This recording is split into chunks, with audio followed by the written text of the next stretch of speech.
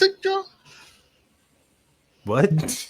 Hey, everybody. Welcome back to the Drunk Turkey Show. We've been waiting for this for a while. The response of Bryan Kohberger and Bryan Kohbergers Defense Team on his Alibi. It's finally in, y'all. We're going to look at this. We're the Drunk Turkey Show. Please hit that like and subscribe. I'm Daniel. Beneath me is Jaime, and beneath him is Big Blue on the totem pole. How's it going, gentlemen? How you doing, Jaime? I just noticed I dropped pasta on my shirt. You see over here? What? Now you and Big Blue match even more. Yeah, I got sweet and sour sauce on mine. You guys are amazing. So we look like the Brady Bunch. There's a story of a lovely lady. I can't remember how it, but yeah. That's it. He killed it. All right. So there's an update, y'all. In the Bryan Kohberger case, there is a document that was dropped or released.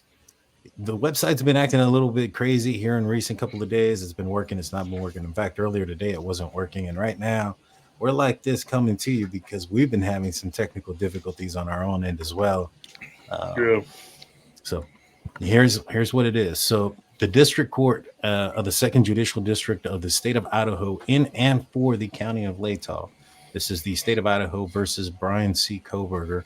Comes now Bryan C. Kohberger by and through his attorney, Ann C. Taylor, public defender, hereby files notice in response to the demand for alibi in compliance with Idaho Code.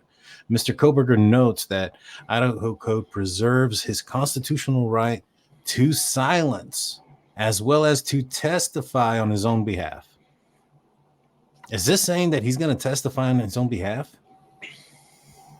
No, I don't think so. He's preserving his right to silence and to testify on his own behalf. If he wasn't going to testify, I don't know if that's been a question. Why throw that in there? I have no idea, but I think it's just like he has. I mean, he obviously can choose whether to not to or to not to do it. You know what I mean, Yeah. Right, but that's just kind of weird. That's kind of given. I mean, that's just like why have the right. Yeah, why note it, right? Right, why note it unless you're trying to say not only, right now are you practicing, your act of silence, which it almost sounds like some kind of standing up to the court system and saying, I got a right to silence. Mr. Kohberger stands firm on his constitutional right as well as the statutory recognition of that right. Noteworthy is that the alibi indicates a line of proof by which the defendant attempts to show that he could not have committed the crime of which he is accused because he was elsewhere at the time. So he's indicating that he was not there. Big Blue, I see your eyes getting really big. What does that statement say to you?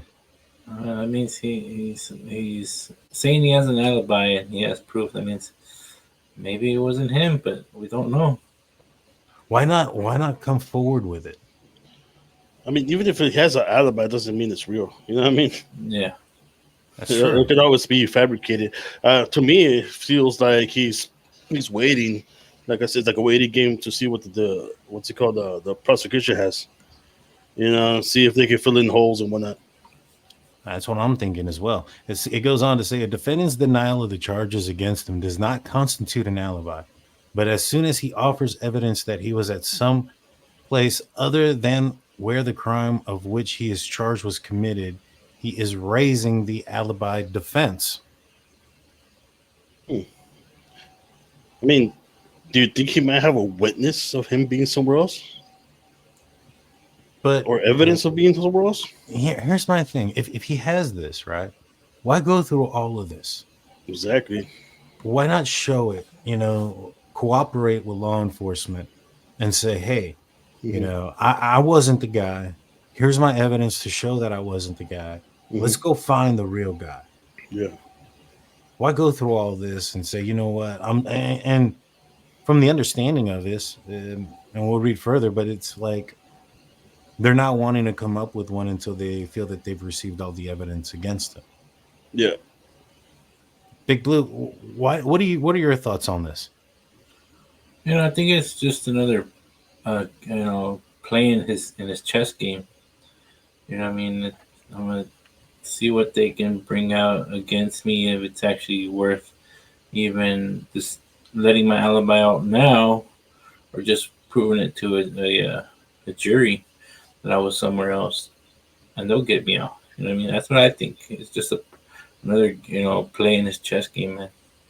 So you think this also could be some sort of tactic to try to raise reasonable doubt?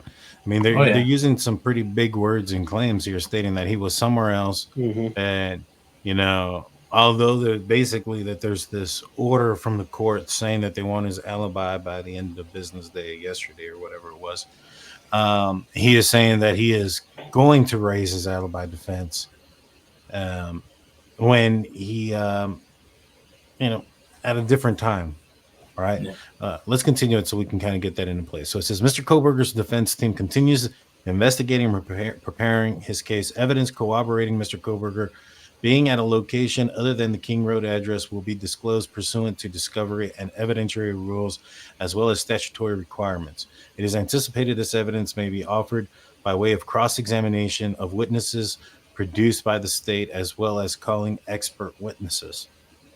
So he is basically stating that he does have an alibi defense, not coming forward with it, and that they are gathering evidence to corroborate his alibi defense, but that it is possible that we aren't going to know what this evidence is, and or um, that evidence could be by way of cross-examination, meaning somebody's testimony is going to put him somewhere else.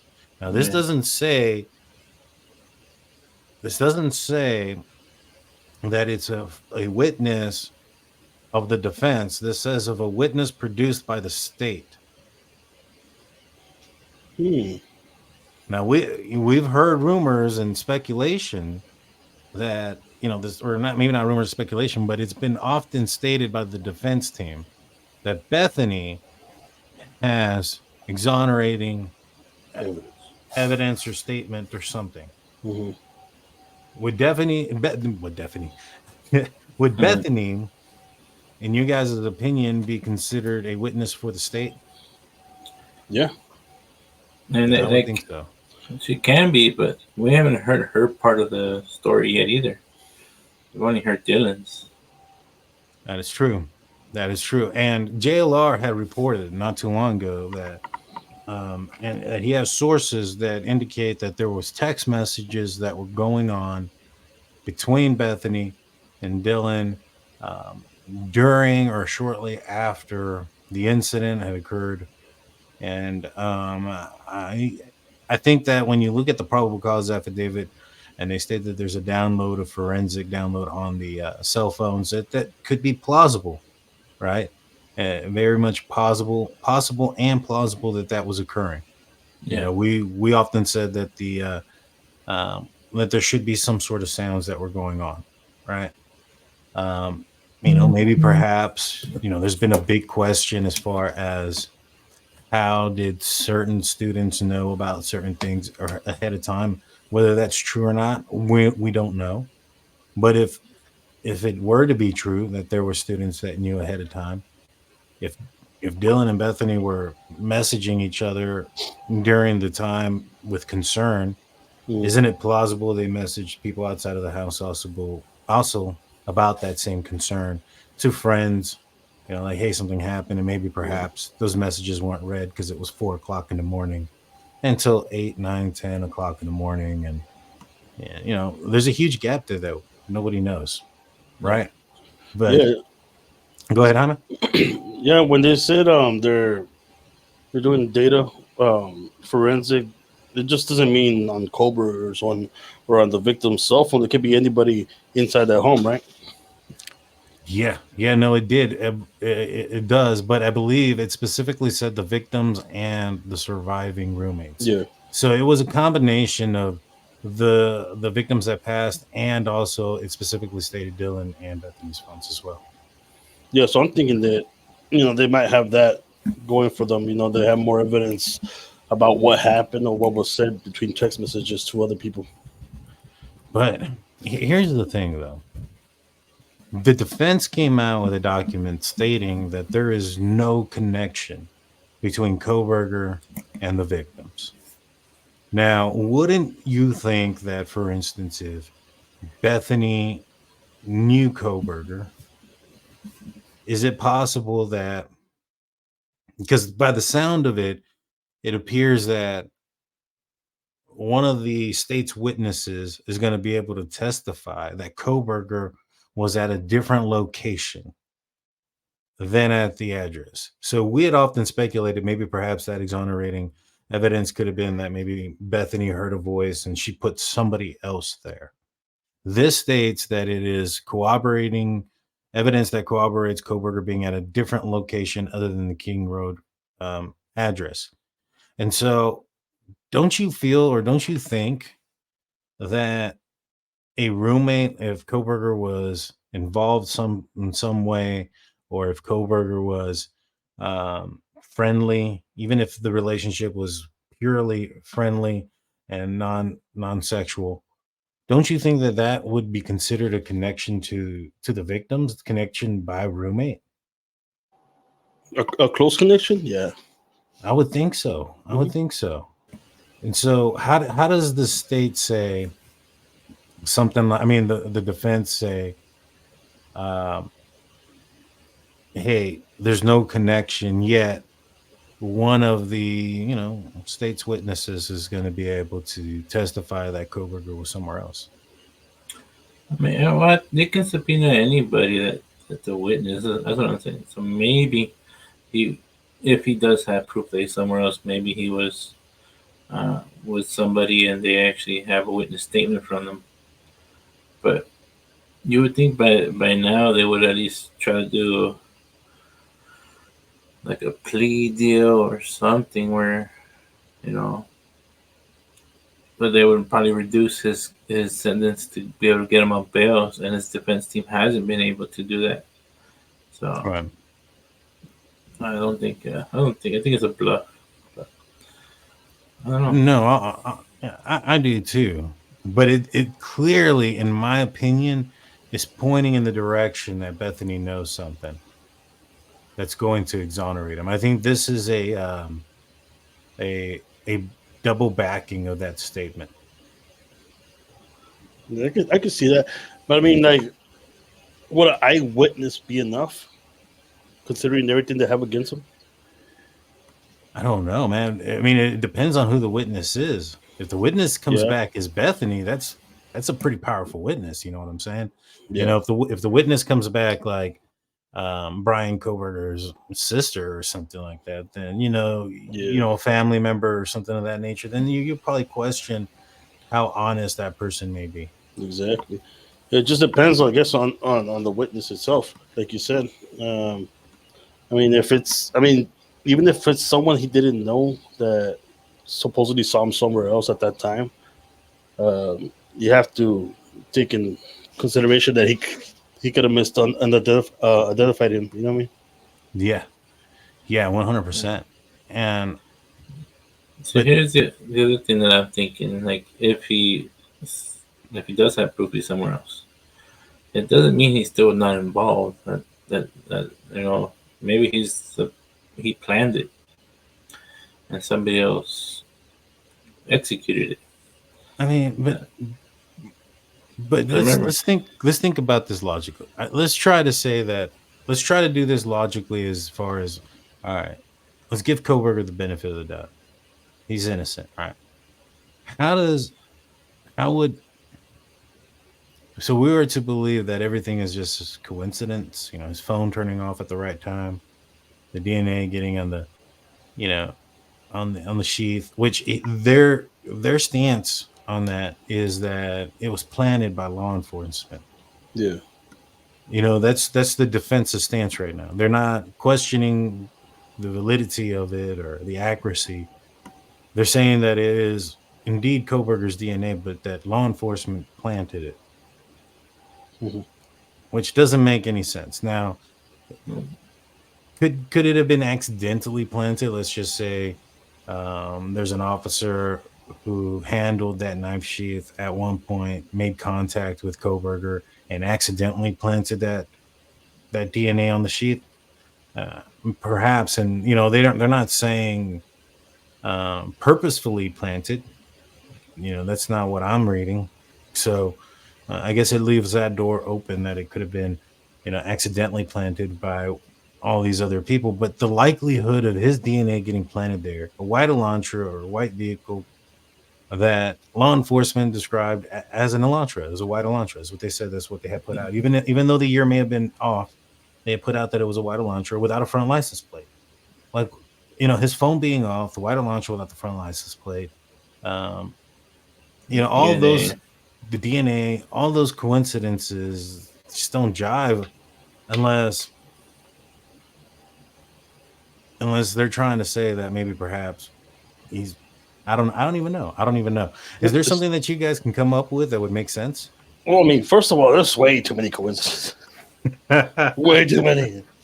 I agree. It's First a of all, lot. yeah, it's a lot. Like, you can't overlook that part, but like at this point, like I said earlier, it's just, even if like the witness says, "Oh yeah, like I talked to him and this and that, and we're here at this time." Uh, at this point, I still don't see how that's going to be enough, because, like I said, he could have easily, like, everybody at that town, likes to party and drink and whatnot. Right. So like the witness could be wrong. No, that's true. But even if the witness is wrong, or they come back, maybe not so much that the witness is wrong, but the defense comes back and says that the witness testimony, Dylan's testimony, as far as what she saw, isn't validated because of her drinking or whatever, or maybe have been consuming alcohol or whatever the case may have been. Right? It was late. Her fear. They can articulate a lot of reasons why her description could have been off. It doesn't exonerate Kohberger. It just throws in doubt. You know what I'm saying? And that's pretty much all they need.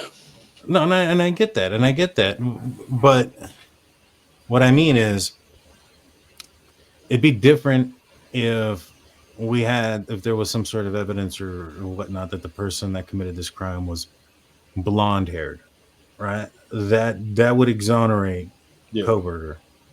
If she came out and said, I told him this, but I also told him that it looked like the guy's hair was blonde, and that wasn't put in the probable cause affidavit. He doesn't have blonde hair. That description may be what exonerates him and whatnot. And so I don't, like, for instance, there's this story, we've all heard it, of a person running out naked out of the back, and people were trying to say that was the testimony that Bethany had that exonerated Bryan Kohberger. And I was like, I don't understand how that testimony exonerates him. The naked person running out could have been Kohberger himself. It doesn't match what Dylan stated. Yeah. But that doesn't exonerate what, Kohberger. Right? It's now. Weird. Yeah, it's especially that cold and stuff. And so I don't know, man. Like I said, is this a tactic to try to create reasonable doubt amongst the public? Perhaps, but at this point, they didn't give up his alibi other than saying that he was somewhere else during the commission of the crime. Yeah, I mean, that's like a third of the alibi. Yeah. No. I mean, at least it's something. At least he's saying something. It's not just standing silent, right? Yeah. Yeah. So does this make this? How do you feel now? Have we read this document? As far as Kohberger, do you feel that this is a document that, after reading this, that you feel stronger about the case against him, or do you feel stronger about the case that the defense is building? We'll start off with you, Big Blue. I mean, I've always had, remember, I've always said I'm around 90%. Yeah. But that 10% that I've always said, I don't know, is the question I'm always asking is, when he got arrested, he asked, who else got arrested? Did anybody else get arrested? Mm-hmm. That's throwing the benefit of the doubt to me. Like, okay, well, maybe maybe it was a partner kind of deal. But they only saw one person in the house, and it looked like him. So I'm still saying Dylan's eyewitness is still going to be a good hill they have to hurdle over. Right. So the DNA too is I still think it's him, but I'm getting more like 85% because if he does have reading this document did put some doubt in you. a little bit, because like I've always wondered why he said that when he got arrested, and then if he does somewhat get an eyewitness and is somewhere else, and then that's crazy. They're gonna have to start from ground zero again. It would be crazy. I mean, here's the thing, though. Like, if he does have a witness, even if the witness was a close friend of him that we would suspect would lie for him, and and the only thing that they had was their testimony that Kohberger wasn't at that house. What will be the corroborating evidence? And the one thing that I would say if I was Kohberger's defense team would be the lack there of the victim's DNA in the car. The lack of DNA in the car would be a corroborating evidence that he wasn't there, doesn't know them, the whole 9 yards. What about you, Jaime? How do you feel about this case? Do you think it's does it lowered your thoughts on it? Has it increased? You think he's more guilty, less guilty? Where you're at on it? I feel the same. I think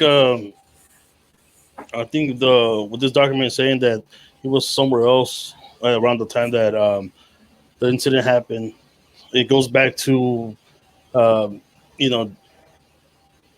Steve saying about 8 hours and 10 hours, like they can mistake when they saw this person or when they heard from this person. Just in this case, with the witness, it could have been an hour before the incident. He's thinking that maybe it was around the same time that it happened. You know what I mean? Right. Or after. Maybe it's just he's thinking about a different day as well. I don't know. It could be that too. It could be that. But I feel the same. I feel that most of the evidence they have with the DNA, with the pings, and stuff like that. I think I feel the same. I feel like he's bound to be, at trial and, more guilty than innocent at this point. Yeah, I agree with you on the more guilty than innocent aspect. But hearing the fact that the defense says that they're going to see, for me, that part doesn't make sense to me, to be honest with you. Like, I could be wrong. I was never an attorney or any of those things, but I could have sworn that a person could be called as a witness for the state and the defense. And so, if there's somebody that is able to exonerate or has exonerating evidence for Kohberger, you would assume that the defense would call him up as a witness just in case the state decides not to.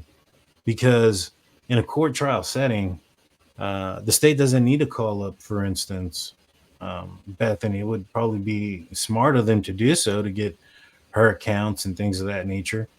But they don't necessarily need to. And if the defense doesn't list them as a witness for themselves, then I don't think they can call them out. They can only cross-examine them, which is kind of what this document indicates. And so, to me, I just don't understand if you're innocent and you have evidence and there's somebody that can prove that you're innocent. I wouldn't understand why. One, if let's just for the sake of argument say that it's Bethany. If Bethany has that information that proves that Kohberger's not the guy, I don't see her not coming forward with that to try to find the right people or person that's involved. And I don't understand if Kohberger had some sort of connection, let's just say it was with Bethany, why not come forward, throughout the night or throughout the next couple of days? He's a PhD student in criminology. He knows more than probably many of the students that are there. He understands criminology and understands laws and coming forward and how to report things. He's a PhD student in it. I don't understand why he wouldn't come forward, especially if he wasn't involved. So to me, those things don't make sense, and I think this is more tactic than anything else.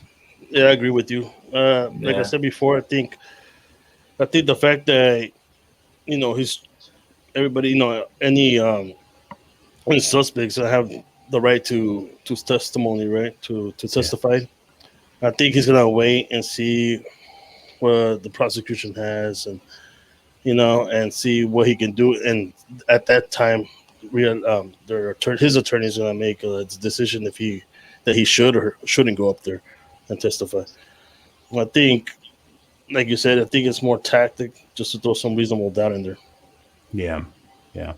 But man, I think at the end of the day, if the courts aren't going in his favor, I think he might testify, and I think this is an indication of that. That if it's not going in his favor, that might be his Hail Mary to try to convince people that he is innocent. But we'll find out in court. You guys have any final words for everybody before we let them all go? Uh, Thank you, and this is a circus. I like it. 100%, y'all. We'll see you guys tomorrow night. Peace Peace out. out, everybody.